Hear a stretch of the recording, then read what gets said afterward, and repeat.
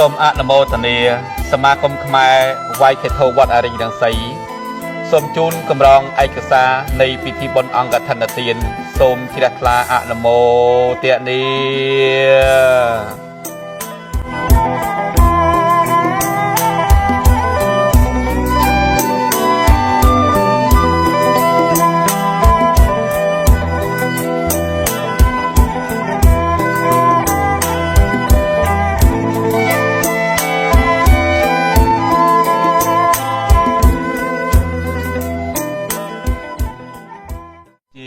បឋមខ្ញុំព្រះករុណាសូម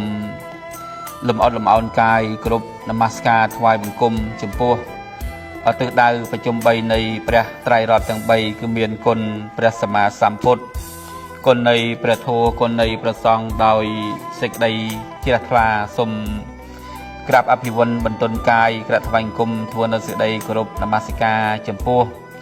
បងគ្រូព្រះមហាថេរធម្មបតិបោរុសុខញឿនដែលជាព្រះធេរៈប្រចាំសមាគមខ្មែរវាយខេថូវត្តអរិញរង្សីជាទីសក្ការៈមួយលើសូម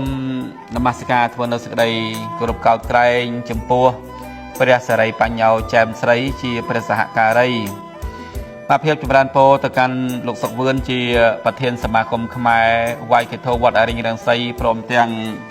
សហការីលោកអាចារ្យគណៈកម្មការសមាជិកសមាជិកានៃសមាគមក៏ដូចជាចម្រើនពរទៅកាន់ញោមញាតពុទ្ធបរិស័ទដែលជាពុទ្ធមាមិកជនពុទ្ធសាសនិកជនពុទ្ធសាសនុបឋមដែលជាសីលវ័នសីវតីឧបាសកឧបាសិកាខេមរជនប្រុសស្រីទាំងអស់ដោយសេចក្តីរាប់អានស្ថិតនៅក្នុងបរិយាកាសប្រកបដោយបុណ្យកុសលដ៏ក្រៃលែងនេះខ្ញុំបកណាអាត្មាភាពភិក្ខុពុទ្ធវិរូអ្នកជ្រើដែលជំនួសជួសតាំងឲ្យសមាគមខ្មែរវាយខេថូវត្តអរិញរង្សីសូមចម្រើនពរជូនទៅកាន់ពុទ្ធបរិស័ទសាធុសប្បុរសប្រុសស្រីជាពិសេសគឺចម្រើនពរទៅកាន់មហាបាសិកាសមមិចនិងកូនចៅប្រុសស្រីទាំងអស់ក៏ដូចជាបងប្អូនពុទ្ធបរិស័ទដែលជាទាននិសរាធិបតីសម័យម្ចាស់ដើមទានប្រធានអ្នកផ្ដើមបុណ្យអង្គកឋិនទាននៅក្នុងការកន្លងមកហើយនោះគឺយើងបានរួបរวมសាមគ្គីគ្នា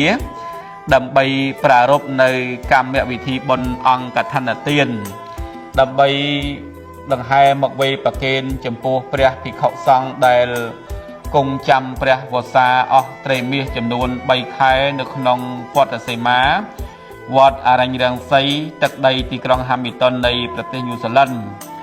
មួយលើកទៀតសូមគោរពនមស្ការចំពោះព្រះអង្គគ្រូគ្រប់ព្រះអង្គដែលបាននិមន្តមកនៅក្នុងកាលរដូវអង្គកឋិនទាននោះគឺក្រមព្រះវត្តមានដ៏ពងពោះរបស់ព្រះកម្ពីរសោភ័ណ្ឌទេពសេនាបរិជាគណៈថ្នាក់កិត្តិយសនៃបរិជាណាចក្រកម្ពុជា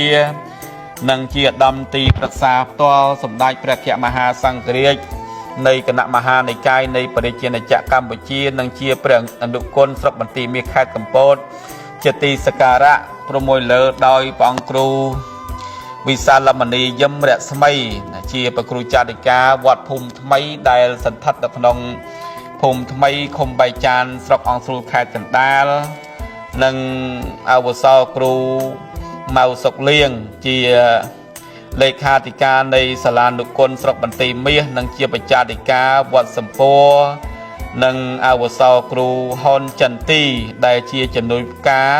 នៃសាលានុគុណស្រុកបន្ទាយមាសនិងជាបច្ចាធិការវត្តព្រៃរងនៃស្រុកបន្ទាយមាសខេត្តកំពតណាគ្រប់ព្រះអង្គក៏ដូចជាពុទ្ធបរិស័ទដែលជាពុទ្ធសាសនិកទាំងអស់ដែលជាជនរួមសាសនាដែលរស់នៅក្នុងទឹកដីនៃប្រទេសញូហ្សេឡង់គ្រប់តំបន់ដែលលោកមានប្រាសាទសទ្ធាជ្រះថ្លាដ៏មោះមុតនៅក្នុងព្រះពុទ្ធសាសនាបានរួបរวมសាមគ្គីគ្នាដើម្បីដង្ហែនៅអង្គកឋិនទាននេះហើយមួយវិញទៀតយើងបានធ្វើពិធីបុណ្យយ៉ាងអរារឹកក្រឹកក្រែងផ្សារភ្ជាប់ជាមួយនឹងទំនៀមទម្លាប់និងប្រពៃណីពុទ្ធសាសនាខ្មែរយើងជាក់ស្ដែងសកម្មភាពនៃការចូលរួមរបស់ពុទ្ធបរិស័ទញាតិញោមប្រុសស្រីទាំងអស់គ្នាដែលជាពុទ្ធសាសនិកជនដែលជាអ្នកគោរពប្រណិប័តពុទ្ធសាសនានឹង មានសទ្ធាមុតមមណាស់នៅក្នុងវិស័យពុទ្ធសាសនាជាក់ស្ដែងនៅក្នុងវត្តអរញ្ញរាំងសីរបស់ផងយើងជានិច្ចកាលជារៀងរាល់ឆ្នាំតែងតែមានវត្តមាននិងប្រវត្តិមានរបស់បកណាប្រសង់គ្រប់អង្គដែលបានអារាធនានិមន្តមកតាមបណ្ដាសមាគមផ្សេងក៏ដូចជាពុទ្ធបរិស័ទដែលរស់នៅក្នុងទឹកដីនៃប្រទេសញូហ្សេឡង់ហ្នឹងនេះជាការបង្ហាញបញ្ជាក់អំពីការរួបរวมសាមគ្គីរវាងព្រះសង្ឃនៅក្នុងព្រះពុទ្ធសាសនាក៏ដូចជាប្រជាជាតិខ្មែរទាំងអស់ដែលជាអ្នកគោរពស្រឡាញ់នៅវប្បធម៌ប្រពៃណីនិងសាសនាជាពិសេសមានជំនឿជឿជាក់នៅក្នុងពុទ្ធសាសនាយ៉ាងក្រៃលែងបានជានាំគ្នាចំណាយនៅធនធានប្រកាសនិងពេលវេលាដ៏មានតម្លៃដើម្បីបង្កបង្កើតឲ្យមានពិធីបុណ្យអង្គដ្ឋានទាននឹងជាក់ស្ដែងដូចជាញាតិញោមសាធុសប្បុរសទាំងឡាយបានសម្លឹងរំពេដោយម៉ាំងសច្ចខុនិងបានស្ដាប់ដោយសោតតន្ត្រីអារម្មណ៍ទាំងទ្វេផងដែរថាអ្វីដែលជាសកម្មភាពដែលផុសចេញអំពីកម្រងឯកសារនេះចង់ឆ្លោះបញ្ចាំងនិងសម្ដែងបញ្ជាក់អំពីសេចក្តីជ្រះថ្លារបស់បងប្អូនពុទ្ធបរិស័ទដែលជាអ្នកគោរពចំពោះពុទ្ធសាសនាទោះបីជាយើងបាននិវត្តន៍មកដល់ប្រទេសទី2ប្រទេសទី3យ៉ាងណាក៏ដោយក៏ប៉ុន្តែសកម្មភាពទាំងឡាយទាំងពួងនេះហាក់បីដូចជានៅនឹងស្រុកកំណើតរបស់ផងយើងក៏ដូចឆ្នោះដែរក៏ប្រៀបបីដូចជានៅនឹងព្រះរាជាណាចក្រកម្ពុជាដែរពីព្រោះយើងបានបង្កបង្កើតឲ្យមានកម្មពិធីបុណ្យអង្គដ្ឋានទានបុណ្យភ្ជុំបិណ្ឌបុណ្យចូលឆ្នាំបុណ្យផ្កាប្រាក់បុណ្យមាឃបូជាពិសាខបូជាបុណ្យអសាលហបូជាបុណ្យនានាទាំងអស់អញ្ចឹងគឺយើងបានរក្សាគ្រប់តម្រង់នៃពុទ្ធសាសនានិងប្រពៃណីខ្មែរជាក់ស្ដែងដោយជាញាតិញោមដែលបាននិវត្តន៍មកដល់ប្រទេសទី3ហ្នឹងក៏បានចូលរួមយ៉ាងសកម្មនៅក្នុងការប្រព្រឹត្តនៅបុណ្យកុសលតាមរយៈទានតាមរយៈសិលតាមរយៈភាវនាហ្នឹងចឹងយ៉ាងណាមិញនៅក្នុងពុទ្ធសាសនាយើងដែលព្រះដ៏មានពភាក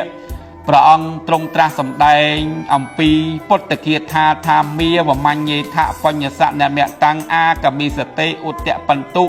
និបាតេនឧត្តៈកំភោពិពរតិធារោថោកាំងបិអាជាណាំងបកុលកុំប្រមាទមើងងាយបុណ្យថាបុណ្យមានប្រមាណតិចនឹងមិនឲ្យផល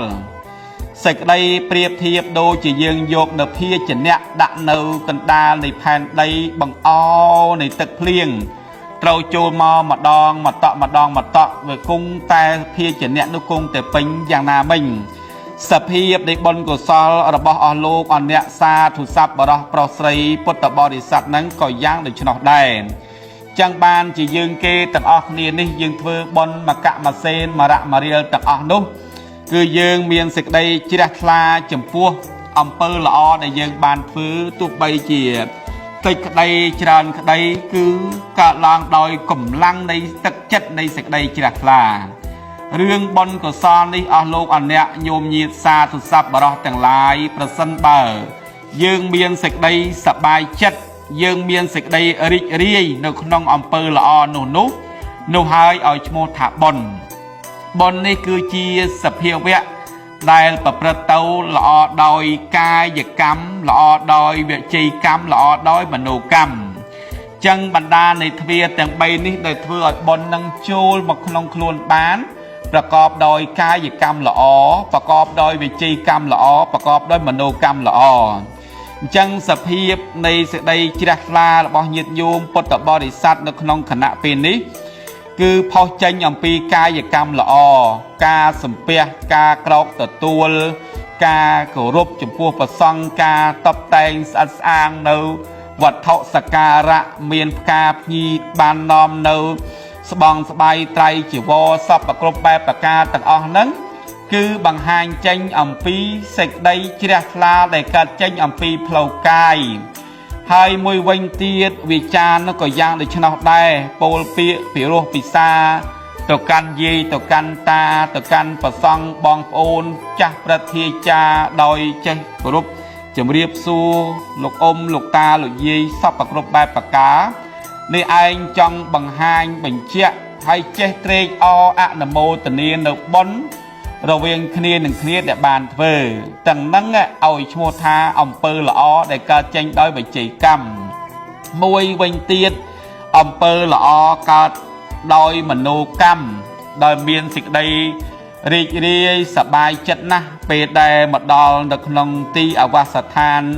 នាវត្តអរញ្ញរាំងសីទឹកដីទីក្រុងហាមីតុននេះហើយមួយវិញទៀតយើងឃើញសកម្មភាព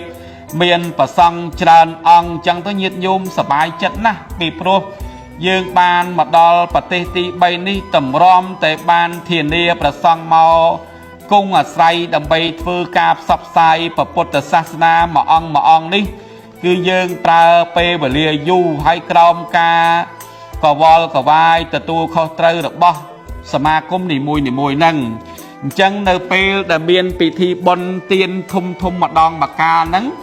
យើងបានជួបជុំគ្នាហ្នឹងគឺមានប្រសង់តែត្រឹមតែ10អង្គហ្នឹងក៏ញាតិញោមមើលទៅរៀងអោរារឹកក្រឹកក្រែងអញ្ចឹងបានយើងមាននៅសេចក្តីសាមគ្គីការជួបជុំគ្នាតាមរយៈបុណ្យអង្គកឋិនទាននឹងក្តីតាមរយៈបុណ្យផ្កាប្រាក់ក្តីគឺយើងតែងតែនិមន្តប្រសង់តាមបណ្ដាលសមាគមផ្សេងបំណុះសោតពុទ្ធបរិស័ទដែលបានអញ្ជើញមកគ្រប់មជ្ឈដ្ឋាននានាហ្នឹងក៏លោកសប្បាយចិត្តក្នុងការបំពេញបុណ្យបំពេញកុសលហ្នឹងអាហ្នឹងគឺជារឿងដែលយើងធ្វើបុណ្យហ្នឹងប្រកបទៅដោយមនោកម្មការពេញចិត្តណាការពេញចិត្តនៅបុណ្យហ្នឹងហើយក៏ធ្វើរឿយទៅជាហេតុជាបច្ច័យនាំឲ្យកើតឡើងនៅក្នុងសេចក្តីសុខហ្នឹងចឹងចាក់ស្ដែងខ្ញុំព្រះកណ្ណាអាត្មាក៏ផ្ដិតយកនៅកម្រងនៃឯកសារដែលជាប់តាក់ទិនទៅនឹងពិធីបុណ្យអង្គកឋិនទានរបស់យើងកាលពីកំឡុងខែ11ឆ្នាំ2024នឹងមកដល់ពេលនេះគឺនៅក្នុង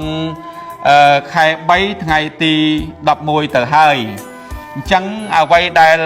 យកមកបង្ហាញផ្សាយជូននេះឲ្យបានឃើញអំពីរាល់សកម្មភាពដែលកើតចេញដោយការរួបរวมសាមគ្គីរវាងពុទ្ធបរិស័ទដែលជាប្រជាជាតិខ្មែរនឹងហើយយើងឃើញហើយការហែហោមបតិសិនជំពេញនៃព្រះឧទេសកចេតដីនឹងមើលទៅក៏ក្រឹកក៏ក្រែងអោរារឹកណាស់អស់លោកអអ្នកអើយអញ្ចឹងបានយើងមានសេចក្តីសប្បាយចិត្តរីករាយនៅក្នុងអំពើល្អដែលយើងបានធ្វើជាពិសេសញាតិញោមបានលះបង់នៅមជ្ឈរិយៈបានលះបង់នៅពេលវេលាដ៏មានតម្លៃសម្រាប់ចូលរួមនៅក្នុងពិធីបុណ្យអង្គកឋិនទាននេះគឺជារឿងដែលប្រសើរជាទីបំផុតពីព្រោះញាតិញោមបានដឹងស្រាប់ហើយថាយើងនិវត្តមកដល់ប្រទេសទី3នេះគឺមានការមមាញឹករវល់ណាស់ក៏ប៉ុន្តែនៅពេលដែលមានកម្មវិធីបុណ្យទានតូចធំនៅក្នុងសំណាក់នៃពុទ្ធសាសនានឹងគឺញាតិញោមមិនដែលអខានទេគ្រប់តំបន់នានាទាំងអស់តែងតែបានអញ្ជើញមកដល់នៅក្នុងវត្តអរញ្ញរាំងសីនឹងចឹងបានជាខ្ញុំបកណាអាត្មាមានសេចក្តីសង្ឃឹមញញឹមទុកថាវត្តអរញ្ញរាំងសីរបស់យើងនេះនឹងមានភាពវិវត្តទៅមុខជាលំដាប់ក្រោមការចូលរួមអំពីសំណាក់នៃបងប្អូនពុទ្ធបរិស័ទដែលជាពុទ្ធមាមិកជនពុទ្ធសាសនិកជនពុទ្ធសាសនូបត្ថម្ភទាំងអស់ដែលជាអ្នកគោរពស្រឡាញ់ចំពោះវប្បធម៌ប្រពៃណីនិងសាសនាខ្មែរយើងជាពិសេសអ្វីដែលជាការបង្ហាញជូនតូននោះគឺជាសកម្មភាពដែលកើតឡើងដោយការសាមគ្គីរវាងបងប្អូនពុទ្ធបរិស័ទដែលជាពុទ្ធមាមិកជនពុទ្ធសាសនិកជនពុទ្ធសាសនូបត្ថម្ភដែលជាអ្នកស្រឡាញ់ដែលជាអ្នកគោរពចំពោះព្រះពុទ្ធសាសនានិងប្រពៃណីទំនៀមទម្លាប់ប្រកបដោយសេចក្តីជ្រះថ្លាបំផុតខ្ញុំប្រកាសអាត្មាតាំងនាមជំនួសជួសតាំងឲ្យលោកសុកវឿនជាប្រធានសមាគមខ្មែរវាយខេថោវត្តអរញ្ញរាំងសីព្រមទាំងសហការីលោកអាចារ្យគណៈកម្មការសមាជិក សមាយិកាសីលវ័នសីលវតីឧបាសកឧបាសិកាសូមសម្ដែងថ្លែងនៅអំណរអរគុណនិងអរព្រគុណយ៉ាងពន្លឹកចំពោះព្រះករុណាប្រសង់ព្រះអង្គគ្រូគ្រប់ព្រះអង្គក៏ដូចជាញាតិញោមជាពុទ្ធបរិស័ទនិងមហាបរិស័ទដែលបានអញ្ជើញមកនិមន្តមកតាមបណ្ដានៃព្រះអារាមផ្សេងក៏ដូចតាមតំបន់ផ្សេងនិងនិវត្តមកអំពីព្រះរាជាណាចក្រកម្ពុជាគ្រប់ព្រះអង្គគ្រប់គ្នាទាំងអស់ដែលបានចូលរួមអនុមោទនានៅពិធីបុណ្យអង្គឋិនទានដូច្នេះហើយការទទួលបដិសន្ធារកិច្ចមានការខ្វះចន្លោះមកក្រោយដោយប្រការណាសូមអស់លោកអអ្នកបកណាប្រសង់ញោមញាតពុទ្ធបរិស័ទដែលជាទាននីសារាធិបតីសម័យម្ចាស់ដើមទានគ្រប់រូបទាំងអស់ក៏លោកមេត្តាអព្យាស្រ័យអភ័យសានទោសអំពីសំណាក់នៃថ្នាក់ដឹកនាំសមាគមក៏ដូចជាប្រសង់គ្រប់អង្គថ្មភាពសូមបួងសួងទៅដល់សិកទេវរាជព្រះឥន្ទ្រាធរាជព្រះមេត្តល័យព្រះវិសកម្មបកេតបកាលព្រះចក្រឡោកបាលទាំង4អង្គសូមលោកបីបាច់ថែរក្សាដល់ម្ចាស់សម័យដើមទានប្រធានផ្ដើមបុណ្យកុសលគ្រប់រូបទាំងអស់សូមលោកសំប្រកបទៅនឹងពុទ្ធសារៈមង្គលពរព្រោះព្រះទាំង4ប្រការគឺអាយុក៏សូមឲ្យមានអាយុវែងវណ្ណៈស្អាតថេងក្នុងរូបាសុខក៏សូមឲ្យសុខកាយាពលៈនេះណាមានកម្លាំងច្រើនយ៉ាងអិច្ឆតាំងតាំងខបមេវៈសមិច្ចតោសេចក្តីប៉ុនប៉ងបំណងប្រាថ្នារបស់អស់លោកអអ្នកបកណាប្រសង់គ្រប់អង្គទាំងអស់មានវត្ថុបំណងប៉ងសេចាគិតទុកនៅក្នុងចិត្តយ៉ាងណានោះក៏សូមឲ្យបានសម្រੰសម្រិទ្ធីបបោហោហៀសំប្រកបដោយសេចក្តីប្រាថ្នាកុំកប់បីប្រែคล้ายទៅជាបការៈដតីឡើយសូមជ្រះថ្លាអនុមោទនា